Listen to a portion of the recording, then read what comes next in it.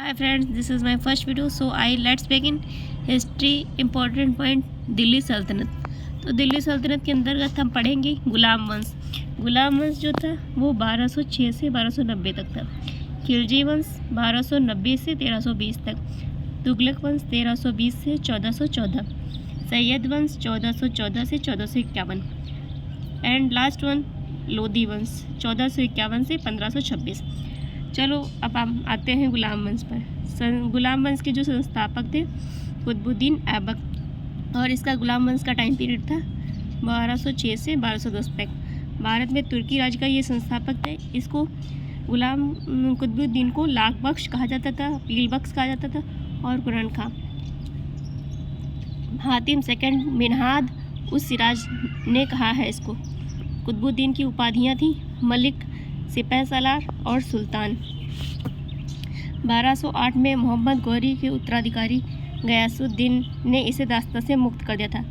दास्ता मुक्त पत्र व छत्र हसन निजामी लेकर आया था। कुतुबुद्दीन ऐबक के दरबारी कवि थे हसन निजामी। हसन निजामी की जो पुस्तक है उसका नाम है ताज उल मासिर फ़क्र ए मुदव्विर।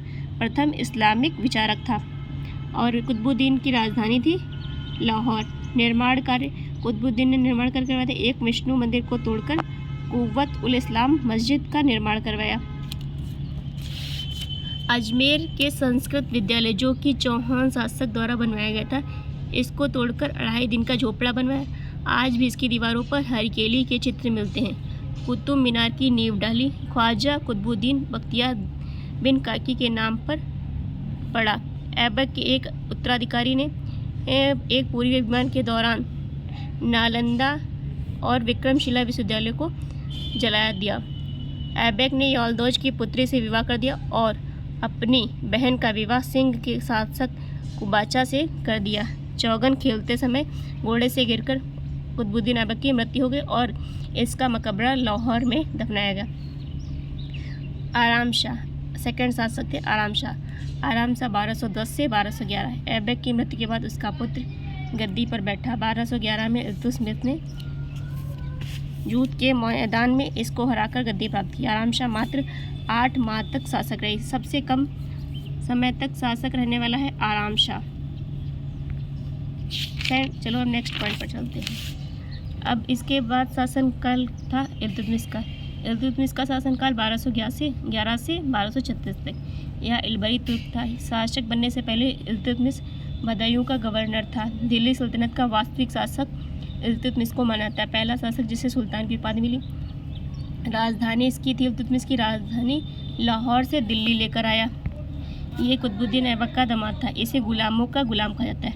1216 में तराइन का द्वितीय युद्ध इल्तुतमिश और यालदौज के मध्य हुआ। 1227 में कुबाचा को हरा दिया। 40 तुर्क ग्रामों को मिलाकर एक समूह इल्तुतमिश ने बनाया जिसे दल ए 40 तुर्कान चहलगानी भी कहा गया। 1221 में इसने दिल्ली को मंगोल आक्रमण से बचाए। एकता व्यवस्था की शुरुआत की। तारकिन का दरवाज़ा बनवाया और 2 तरह के सिक्के चलवाए, टका और जीतल। टका जो था चांदी का था और जीतल तांबे का था। और इल्तुतमिश की मृत्यु 1236 में हुई। इल्तुतमिश की मृत्यु के बाद तुर्कान ए चहलगानी बना। इल्तुतमिश एक अयोग्य पुत्र रुकनुद्दीन फिरोज गद्दी पर बैठा। वास्तविक शक्ति उसकी माँ शाह तुर्कान के पास थी। जनता की मदद से रजिया सुल्तान गद्दी पर बैठी। नेक्स्ट शासका बनी रजिया सुल्तान 1236 से 1240 AD। दिल्ली सल्तनत की पहली और आखिरी महिला शासका। उबा और कूला पहनकर पुरुष वेश में शासन की थी। रजिया सुल्तान ने अबिसिनिया के जलालुद्दीन याकूत के अमीर ए याकूत नियुक्त किया। भटिंडा के इक़्तिदार अल्तुनिया से विद्रोह कर दिया। रजिया सुल्तान व जलालुद्दीन याकूत विद्रोह को दबाने ने जलालुद्दीन की हत्या हुई। 1204 में कैथल में इसकी मृत्यु हो गई। बलबन इसके बाद आया। 1266 से 1287 तक। इसका मूल नाम था बहाउद्दीन। राजत्व का सिद्धांत दिया।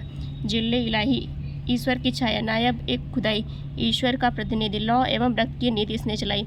लौ और रक्त नीति किसने चलाई? बलबन ने। सिजदा एवं पाबस की प्रथा चलाई।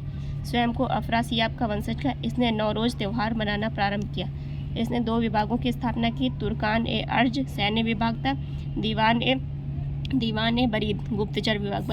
बलबन ने तुर्कान ए चहलगानी का अंत किया।